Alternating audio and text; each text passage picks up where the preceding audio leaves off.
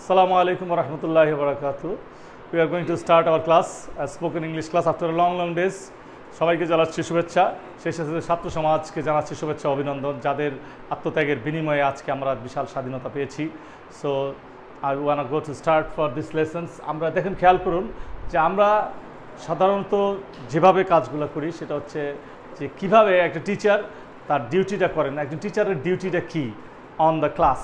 তো teachers duty on class, ক্লাসের মধ্যে স্যারের আসলে কাজটা কি হয় সেটা দুইভাবে আমরা লিখে দিয়েছি। একটা হচ্ছে স্যার যেমন মনে করেন স্যার পড়ানো হলো স্যারের কাজ, তারপর হচ্ছে আমরা লিখেছি প্রশ্ন তৈরি করা, তারপর HW চেক করা, উত্তর নেওয়া এবং যত্ন নেওয়া, এগুলো হচ্ছে টিচারের কাজ। তো এইগুলো আমরা টিচার যখন করে তো সেটা কিভাবে ইংরেজিটা ডেলিভারি দিতে হবে, অর্থাৎ এখানে কোনো সাবজেক্ট নাই, কোনো নেই, অবজেক্ট নাই। তো শুধুমাত্র স্যার যেভাবে কাজগুলো করেন শুধু সেগুলো আমরা লিখে দিয়েছি। টিচার্স ডিউটি হচ্ছে কাজ, স্যারের কাজ কি, শিক্ষকের কাজ হচ্ছে পড়ানো, প্রশ্ন তৈরি করা, HW চেক করা, উত্তর নেওয়া, যত্ন নেওয়া। ঠিক আছে, তো এইগুলো হচ্ছে স্যারের কাজ। তো এটা আপনি কিভাবে ইংরেজি করবেন, যেহেতু এখানে কোনো সাবজেক্ট নাই এই জন্য আপনি টু দিয়ে করতে পারেন অথবা ING ব্যবহার করে করতে পারেন। যেমন টু লাগাই দিলে টু হচ্ছে পড়ানো, টু টিচ, অথবা স্যারের কাজ হচ্ছে শেখানো, পড়ানো, টিচিং। আচ্ছা, এখানে প্রশ্ন তৈরি করা একজন স্যারের কাজ, তাহলে স্যার টু মেক, তৈরি করা ইংলিশ কি টু মেক, আর প্রশ্ন ইংরেজি হচ্ছে কোশ্চেন। তাহলে আপনি পিছন থেকে করবেন টু মেক কোশ্চেন, প্রশ্ন তৈরি করা, টু মেক কোশ্চেন। তাহলে আমরা যদি ING দিয়ে বলতাম তাহলে কি হতো, মেকিং কোশ্চেন, মেকিং কোশ্চেন। ওকে, HW চেক করা, এটা তো স্যারই করেন, স্যার চেক করেন না, তো স্যার খাতা দেখেন, তো সেই জন্য হচ্ছে চেকিং HW অথবা টু চেক HW। টু দিয়ে বললে আপনি টু প্রথমে লাগাবেন, তাহলে হলো চেক, ইংলিশ চেকই থাকলো, আর দ্য HW আপনি এই দা দিতে পারেন, টু চেক HW। এখন উত্তর নেওয়া, স্যার যে প্রশ্নটা পড়ালেন, পড়ানোর পরে টিচার যে উত্তরটা নেবেন আপনার হইলো কি হলো না সেটার জন্য হচ্ছে টেকিং ফিডব্যাক। টেকিং এলো নেওয়া, নেওয়ার সাথে টেকিং ফিডব্যাক, ফিডব্যাকটা আপনি নেবেন, যে টেকিং ফিডব্যাক হচ্ছে ফিডব্যাক নেওয়া। এখন ফিডব্যাক নেওয়া এটা আপনাকে আবার যদি টু দিয়ে বলতে চাই তাহলে টু টেক ফিডব্যাক, এটা হচ্ছে স্যারের কাজ। তারপর আজ হচ্ছে যত্ন নেওয়া, to take care, to take care মানে টু দিয়ে বললে হলে টু টেক কেয়ার, আমরা দিয়েছি টেকিং কেয়ার। এভাবে আমরা সবগুলা স্টুডেন্টের কাজ কি, তারপরে মনে করেন স্যারের কাজ কি, এভাবে আমরা লিখতে পারি। তো এখন আমরা লিখবো যে আসলে স্যার এখন স্টুডেন্টের ডিউটিটা এরকম হলে আমরা কীভাবে লিখবো। যদি আমরা লিখলাম যে টিচারের duty, give me a pen please. So here's, so যদি টিচারের ডিউটি হতো তাহলে সেক্ষেত্রে আমরা কি করতাম, স্টুডেন্টের ডিউটি হতো, তাহলে আমরা সেখানে করে নিই, মেনশন করে নিই যে আসলে আমরা যদি স্টুডেন্টের ডিউটি দেই তাহলে সেটা আমরা কি করব। তো স্টুডেন্টস ডিউটি, ছাত্ররা কি করতে পারে, পড়ালেখা করতে পারে, এটা হচ্ছে ছাত্রদের প্রথম কাজ পড়ালেখা। নাম্বার টু, এরা হচ্ছে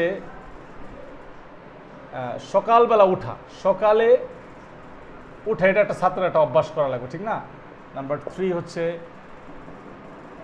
এক্সারসাইজ করা, EX মানে এক্সারসাইজ করা। আচ্ছা, নাম্বার ফোর দিতে পারি আমরা, ছাত্রদের কাজ হচ্ছে মনে করেন দেশের জন্য গাছ লাগাইতে পারে, তারা গাছ লাগানো। তারপরে আর করতে পারে, তারা হেল্প করতে পারে হচ্ছে ফার্মিংয়ের ক্ষেত্রে সহযোগিতা করে, হেল্প মানে যারা অশিক্ষিত তাদেরকে একটু শিখাইতে পারে, তার কারণে স্টুডেন্টরা তো অশিক্ষিত, নিজেরা লেখাপড়া জানে, তাহলে অশিক্ষিতদের শেখানো, শিক্ষিত করা। আরও এরকম দিতে পারি যে স্টুডেন্টরা আর যা কাজ করতে পারে। তো যাই হোক, এই কটা আমরা লিখলাম, পড়ালেখা করা। তা পড়ালেখা করা ইংলিশ কী হবে, টু স্টাডি, টু দিতে পারেন। টু দিবেন কেন, ওই যে বললাম যে আমরা টু অথবা ING দিয়ে করবো, টু স্টাডি, পড়ালেখা করা। আর সকালবেলা উঠে এটা তো ছাত্রদের একটা অভ্যাস করতে হবে, কারণ তাহলে সে পড়ালেখা করবে কেন, দেরি হয়ে যাবে। তো আমরা এখানে টু দিলেন। উঠা ইংলিশে অনেকগুলো আছে, rise, walk up, get up, আপনি যেটা ব্যবহার করছেন সেটা করতে পারেন। টু গেট আপও দিতে পারেন, গেট আপ মানে ওঠা, two get up early. Early মানে হলো ভোরবেলা ওঠা, সকালে ওঠা। এরা ইচ্ছা করলে ব্যায়াম এক্সারসাইজ করতে পারে, কারণ তারা সকালবেলা উঠে ঘুমিয়ে যাবে তা তো না, কিছু ব্যায়াম করতে পারে। সেখানে টু দিতে পারেন, to take exercise, EXERCIS, exercise, exercise করতে পারে। এখন ছাত্ররা ইচ্ছা করলে গাছ লাগাইতে পারে, গাছ লাগিয়ে দেশকে বাঁচাইতে পারে। তো সেই ক্ষেত্রে আমরা কী করতে পারি, টু প্লান্ট ট্রি। টু দিয়ে বললে আমরা কী হয়ে যাবে, টু দিয়ে বসালেন, এখানে প্লান্ট বসালেন, লাগানো, টু প্লান্ট ট্রি। আচ্ছা, পরিবেশকে বাঁচানো, এটাও তো ছাত্রদের কাজ, পরিবেশ রক্ষা করা, টু সেভ দ্য এনভায়রনমেন্ট। পরিবেশ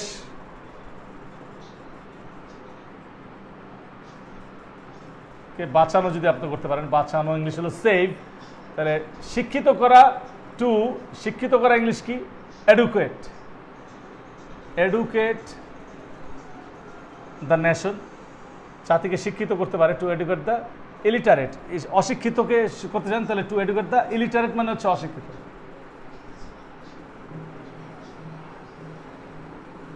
ওকে, পরিবেশকে বাঁচানো, বাঁচানো ইংলিশ কি, save, to save the environment.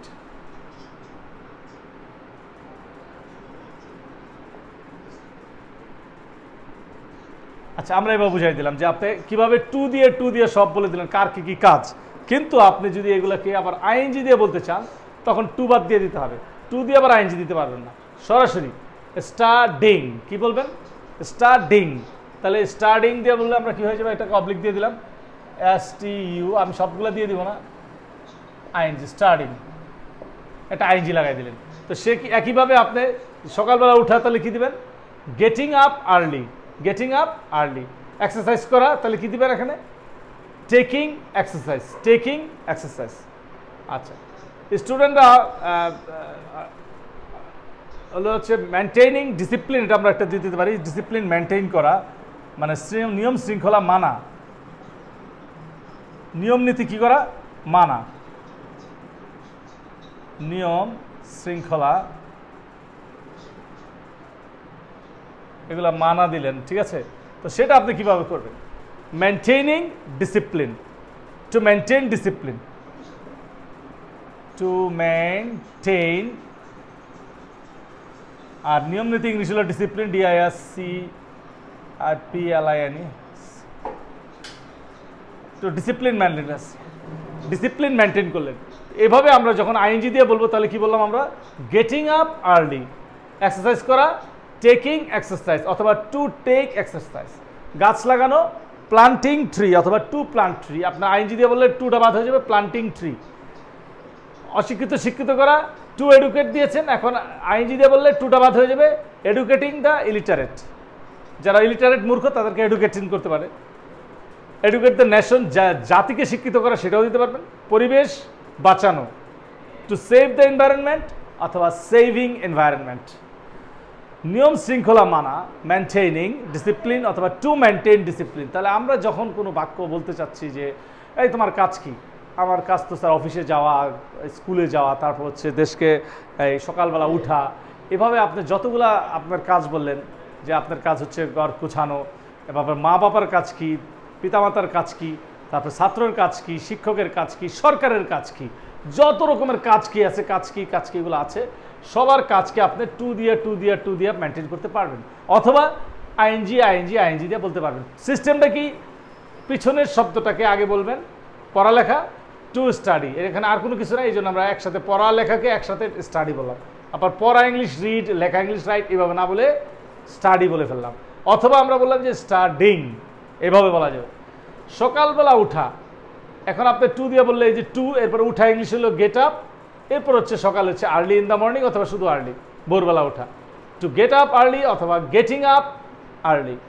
হচ্ছে এক্সারসাইজ করা, টু টেক এক্সারসাইজ অথবা টেকিং এক্সারসাইজ।